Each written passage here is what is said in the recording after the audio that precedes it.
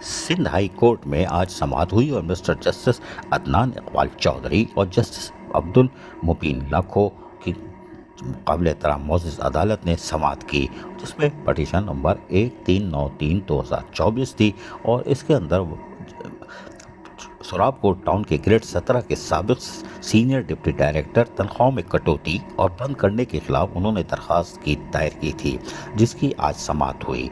दरख्वास्त की समाअत जस्टिस अदनान चौधरी की सरबराही में जब 2 रुकनी बेंच ने की थी। सर्विस के आखिरी साल में तनख्वाह बंद कर के मुझसे ज़्यादती की जा रही है, दरख्वास्त गुजार का मौक़िफ़ था।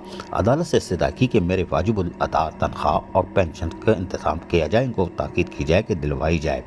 मौक़िफ़ ये इख्तियार किया गया था। अदालत ने सोराब कोट टाउन के काउंट ऑफिसर के वारंट गिरफ्तारी जारी कर दिए और अदालत ने केस की मज़ीद समाअत 11 दिसंबर तक मुलतवी कर दी है। वाज़ेह रहे कि सोराब कोट टाउन के ग्रेड 17 के साबिक सीनियर डिप्टी डायरेक्टर ने तनख्वाह में कटौती और बंद करने के खिलाफ दरख्वास्त दायर की थी।